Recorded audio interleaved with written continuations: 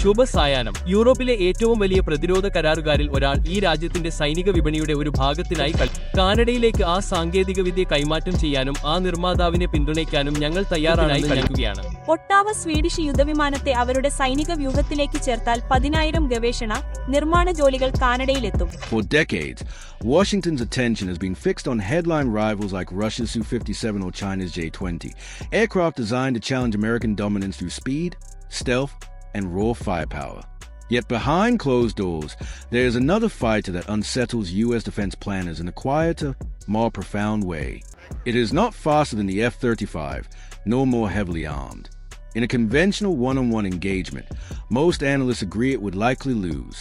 What makes it uncomfortable for the Pentagon has nothing to do with winning dogfights. It has everything to do with a different philosophy of air power. Sweden's Saab JAS-39 Gripen represents a way of thinking that challenges the assumptions underpinning modern Western air dominance. To understand why the Gripen causes unease, it is important to start with what Washington is not worried about. No serious defense analyst believes a Gripen outclasses the F-35 in terms of stealth, sensor fusion, or weapons integration. The F-35 remains technologically superior by most conventional metrics. Its low observable design, advanced radar, and network combat systems operate at a level that even Swedish analysts openly acknowledge the Gripen does not match. The concern, therefore, does not lie in technical comparison charts or simulated dogfights. The real unease is structural, economic, and strategic. The Gripen embodies an alternative vision of air power that prioritizes resilience, sufficiency, and independence over absolute technological dominance. It challenges a deeply embedded assumption that air superiority must always come from the most complex and expensive aircraft available. Instead, it asks a more uncomfortable question: what if effectiveness comes from sustainability rather than perfection? When a country buys a Gripen, it is not merely selecting a cheaper fighter jet. It is adopting a philosophy that values flexibility, operational endurance, and autonomy. This outlook is rooted in Sweden's Cold War history. For decades, Sweden maintained armed neutrality, deliberately remaining outside NATO while preparing for the possibility of invasion by a much larger power. That reality shaped every aspect of its defense planning.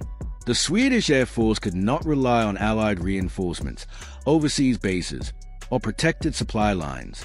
It had to survive alone, under sustained attack, with limited resources. This mindset shaped the Gripen from the ground up. The aircraft was not designed to operate from large, heavily defended air bases staffed by hundreds of specialists. Instead, it was built to disperse, hide, and keep flying even after infrastructure had been damaged or destroyed. Saab's own documentation highlights that the Gripen can take off from a stretch of road as short as 800 meters. Routine maintenance can be performed by a small team of around 6 personnel, often in under 10 minutes. Refueling, rearming, and basic checks can be conducted on ordinary highways without specialized ground equipment. The aircraft is designed not for dominance from pristine bases, but for survival in chaos. This concept of air survival is strategically disruptive. Traditional measures of air power tend to focus on peak performance, radar range, stealth coatings, top speed, or payload. The Gripen shifts the focus to availability and continuity. An aircraft that is cheaper to operate, easier to maintain, and harder to knock out entirely can generate combat power over time, even if it lacks cutting-edge features. The economic implications are where this philosophy becomes particularly unsettling. According to figures cited by the U.S. Government Accountability Office, the F-35's operating cost per flight hour typically ranges from roughly $35,000 to $47,000, depending on variant and accounting method. While these costs have declined over time, they remain extremely high. By contrast, Saab and several operating air forces place the Gripen's cost at around $8,000 per flight hour. That gap has cascading consequences. Lower operating costs allow air forces to fly more often. More flight hours mean better trained pilots, more frequent patrols, and greater familiarity with real-world operating conditions. Over time, this translates into higher mission readiness.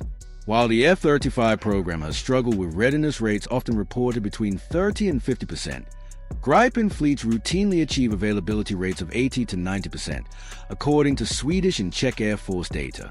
In practical terms, more aircraft are ready to fly when needed, regardless of what they might lack on paper. The Gripen's engineering choices reflect this pragmatism. Its General Electric F414 engine is not revolutionary, but it is robust and well understood.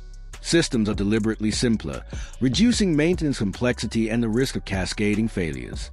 For smaller air forces that cannot afford constant contractor support or long supply chains, reliability is often more valuable than marginal gains in performance. Despite its simplicity, the Gripen is far from isolated. Its sensors and data link systems are NATO compatible, allowing it to share information seamlessly with F-35s, F-16s, and Eurofighter Typhoons. In exercises, Gripens frequently operate as part of larger allied networks, contributing electronic warfare and suppression of enemy air defense capabilities. Swedish pilots often emphasize that survivability sufficient to complete missions matters more than perfect stealth. The aircraft's electronic warfare suite can jam radars, generate false targets, and complicate enemy air defenses in ways that have proven highly effective during NATO exercises. Perhaps most troubling for Washington is how Saab markets the Gripen. Unlike many U.S. arms sales, which involve long-term dependence on American contractors for software updates, maintenance approvals, and operational oversight, Gripen deals emphasize autonomy. Technology transfer, local assembly, and domestic industrial participation are core features, not exceptions. Brazil assembles Gripens domestically and develops its own subsystems. The Czech Republic contributes to regional maintenance capabilities. Each sale builds local expertise and reduces reliance on external control. This creates a subtle but powerful ripple effect. Nations that operate Gripens gain greater strategic independence in how they train, deploy, and sustain their air forces. That independence cannot be easily shaped through political pressure or logistical leverage. The Gripen does not threaten American air dominance in a direct, cinematic sense. Instead, it challenges the underlying assumption that dominance must always be expensive, centralized, and tightly controlled. And that quiet challenge is precisely what makes it so unsettling that NATO increasingly finds itself caught between two competing realities. On one hand, the F-35 remains the pinnacle of Western air combat technology. Its stealth characteristics, deep integration with American command and control networks, and superior sensor fusion make it an unmatched platform in high-end warfare scenarios. On the other hand, budget pressures and day-to-day operational demands tell a very different story, particularly for smaller alliance members. For these nations, Sweden's Saab JS-39 Gripen often appears not as a compromise, but as a rational solution. The Gripen delivers credible deterrence at a fraction of the cost required to sustain an F-35 fleet.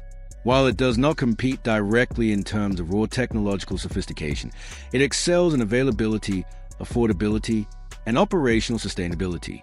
This trade-off forces analysts and military planners to confront an uncomfortable but increasingly relevant question. What does air superiority actually mean in practice?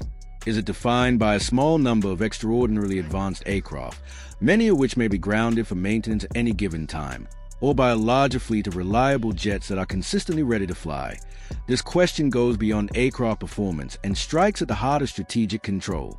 Does effective air power depend on the most advanced technology, often governed externally through complex software controls and supply chains, or on functional capability that remains firmly under national authority? Recent NATO exercises have highlighted this dilemma with unusual clarity. Gripen-equipped units routinely demonstrate higher mission readiness rates, generate more sorties, and sustain operations for longer periods under comparable budgetary constraints. These results reinforce a growing consensus that practical performance and autonomy can outweigh theoretical superiority when real-world conditions are applied. The Gripen does not attempt to defeat the F-35 on its own terms. Instead, it succeeds in areas that shape actual outcomes during prolonged operations: reliability, flexibility, and independence. Its design philosophy accepts that perfection is neither affordable nor necessary. What matters is whether aircraft can be launched quickly, maintained easily, and flown often. In exercises and deployments, Gripen squadrons have shown that consistent presence in the air can matter more than possessing the most advanced sensors on paper. For the Pentagon, the unease surrounding the Gripen is less about the aircraft itself and more about what it represents. The Gripen challenges a deeply rooted assumption that air dominance must be tied to American systems, approval processes, and logistical oversight. It demonstrates that effective air power can be built around pragmatism rather than maximalism, local control rather than centralized dependence, and sustainability rather than extreme specialization. Economics amplifies this challenge. Many nations simply cannot afford to buy F-35s and the numbers required to maintain a credible deterrent.